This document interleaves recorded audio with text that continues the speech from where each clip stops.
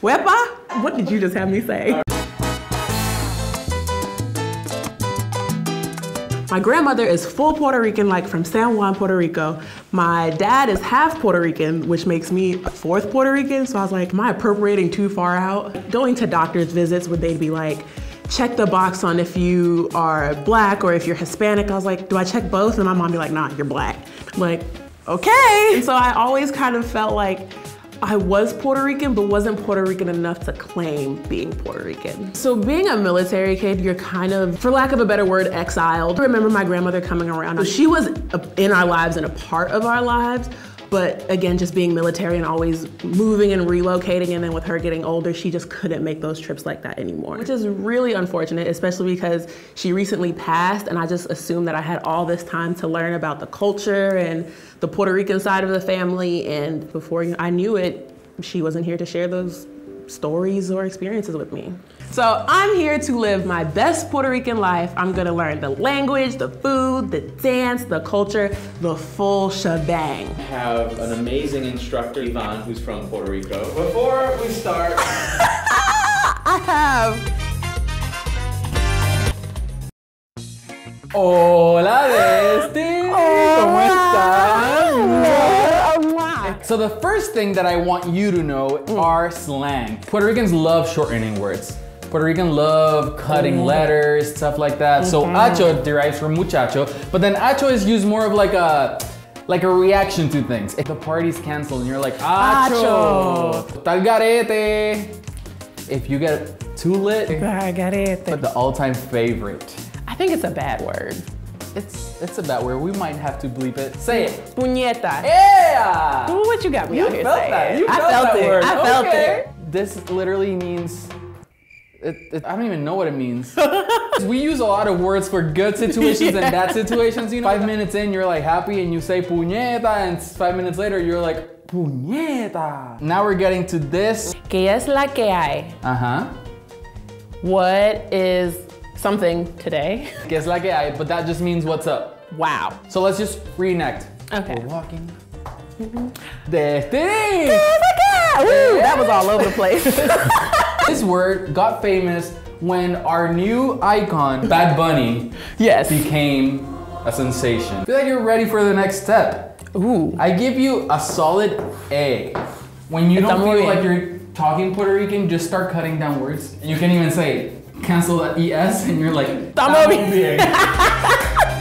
Hey! We're getting Puerto Rican food. Ooh!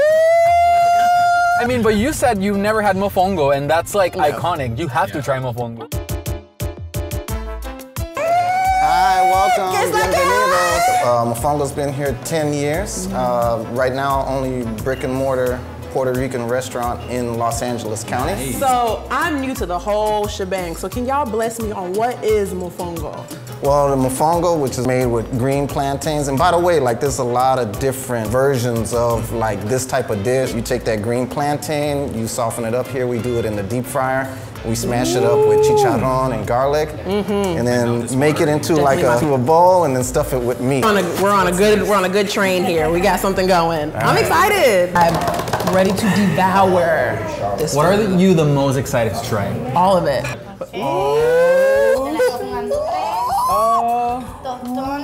Oh, that's the little dish thing. Thank you. Wow. So these are the tostones. Those are the little plantain discs that are crispy that I was telling you about. Arroz con gandules. One and only iconic mofongo. Oh, pigeon peas. Yep. Salud. My grandmother made this. This I remember. Really? Yes, this I remember. Wow. Yeah. I got goosebumps from that. You were wow. No, I'm not gonna cry. I'm not gonna cry. This is right. Just eat. Salud. Salud. Oh yeah.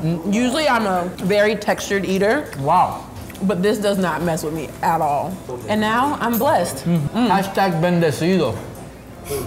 Happy girl. Happy girl. How's the food, Destiny? Oh my God. Good? Amazing. Amazing. Y'all, the rice almost made me cry. We wanted to thank you for stopping by. We wanted to give you a honorary Puerto Rican fanny pack. Thank you, I appreciate No problem. Thank you for coming.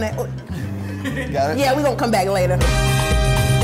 Yeah, so we're seeing Marixel Carrero. She's been doing bomba dancing for years now. And I'm super excited because bomba is such a cultural dance. Well, I'm black, so I have rhythm. Next up, bomba dancing! Bomba dancing!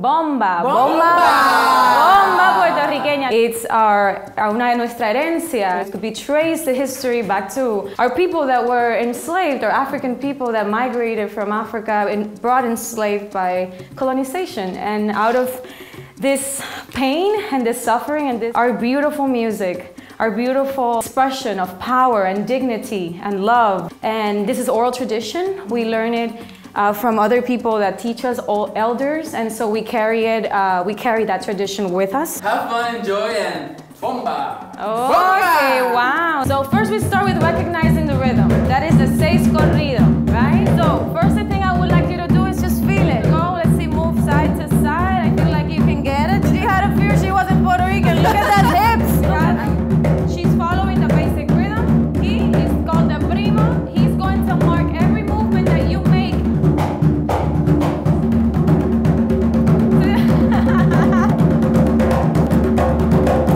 What do you think? Come out of this. And one.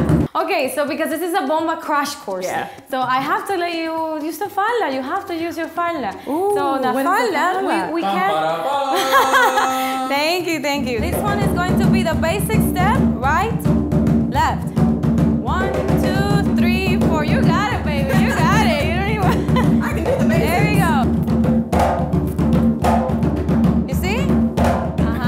Left, right, left, right.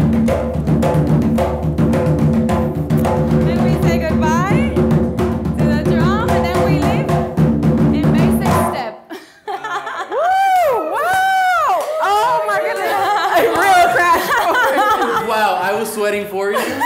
This was so awesome. And there was just so many intricate parts, and I felt like it was a part of the culture, like just watching you. Now I challenge you to go back to Puerto Rico to really feel it, because here we're doing the best we can to carry Puerto Rico inside our blood and our veins and our teachings and whatever. But you gotta go there. You gotta go to the source. I do. I know I'm all sweaty and gross, but can we get a hug I'm in here? so Yeah. Woo. Thanks, y'all.